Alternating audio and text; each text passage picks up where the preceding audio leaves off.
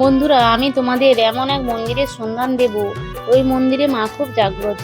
এই মন্দিরের সম্পর্কে কিছু কথা বলছি।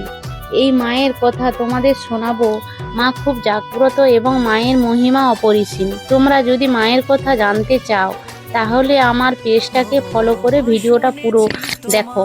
আর মায়ের যে সমস্ত কথা বলবো সবই সত্যি। মায়ের সম্পূর্ণ কথা একটা ভিডিওতে বলা সম্ভব নয়, তাই আমি দুটো ভিডিও করব। তো আমরা মন্দিরটা যাওয়ার পর ভালো করে ঘুরে দেখলাম। এই মন্দিরটা 1115 সালে প্রতিষ্ঠিত হয়েছিল। তারপর ওখানে একজন ভাই বসে রসিদ কাটছিল।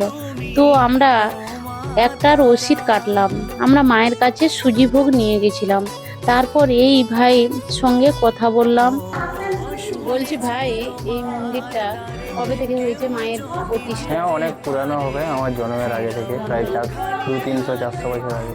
আর মায়ের এই সুজি ভোগটা কেউ দিতে চায় কি, পুজোটা দিতে চায়, কিরকম সুজি ভোগটা কতটা থেকে কতটা পর্যন্ত রান্না হয়, কি নিয়ম কি কি আছে? নিয়ম শনিবার মঙ্গলবার সুজি ভোগটা হয়। মায়ের ভোগটা হয়? হ্যাঁ, 9টা থেকে 12টার মধ্যে আইলেই হবে।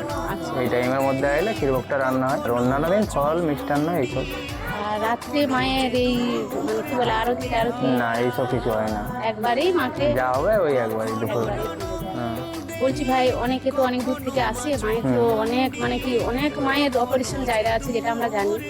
আর অনেকে যদি আসতে চায় তাহলে একটা নাম্বার দিয়ে দিন, যে মায়ের কাছে অনেক দূর থেকে আসবে যখন একটা নাম্বার দিয়ে দিন, নাম্বারটা একটু বলে দিন।